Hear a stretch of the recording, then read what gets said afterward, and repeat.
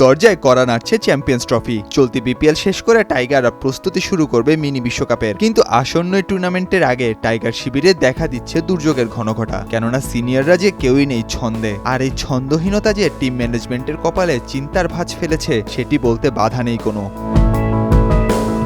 শুরুতেই আসা যাক অধিনায়ক নাজমুল হোসেন শান্তর কাছে। বিপিএল এর ১১তম আসরে এখনো ব্যাটের মরিচা তুলতে পারেননি টাইগারি দলপতি। ইতোমধ্যে ৫ ম্যাচ খেলে ফেললেও সেখানে ২ অঙ্কের ঘরে নিজেকে নিয়ে যেতে পেরেছেন কেবল একটি ম্যাচে। বাকি ৪ ম্যাচে তার রান ০, ৯, ৪ ও ২। অধিনায়কের এমন ছন্দহীনতা নিশ্চিতভাবেই চিন্তার বিষয়।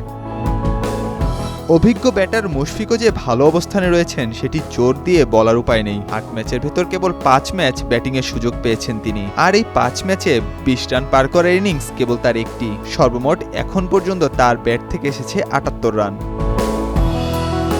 দলের আরেক অভিজ্ঞ ব্যাটার মাহমুদুল রিয়াদ অবশ্য দেখাচ্ছেন বুড়ো হাড়ের ভেলকির প্রমাণ। শেষ ৫ ওয়ানডের ৪টিতেই তিনি হাঁকিয়েছেন অর্ধশতক। আর চলতি বিপিএলে ৫ ম্যাচ ব্যাট করে দুটোতেই বাগিয়ে নিয়েছেন হাফ সেঞ্চুরি। বাকি ৩ ম্যাচের একটিতে তার রান ২, আর বাকি দুটিতে ১০ ও ১৬।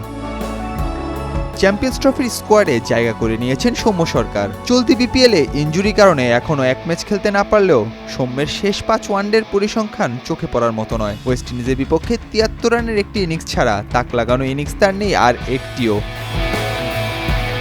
এবারে বোলিং ইউনিটের দিকে একটু তাকানো যাক। ব্যাটিং ইউনিটে সিনিয়ররা হতাশ করলেও বোলিং ইউনিট দিয়ে টাইগাররা লিখে চলেছেন সফলতার গল্প। মুস্তাফিজুর রহমান, তাসকিন আহমেদ, নাহিদ রানা ও তানজিম হাসান সাকিব মিলে পেস ডিপার্টমেন্টটা সামলাচ্ছেন শক্ত হাতেই। প্রতি ম্যাচেই উইকেট তুলে আনার পাশাপাশি প্রতিপক্ষের রানের চাকার গতিও কমাতে অবদান রাখছেন ফাস্ট বোলাররা।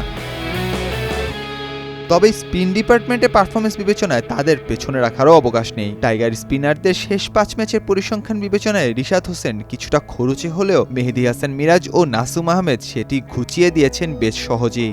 সিনিয়রদের অফ ফর্ম জুনিয়ররা কতটা ঘুচাতে পারবেন সেটি এখন দেখার বিষয়।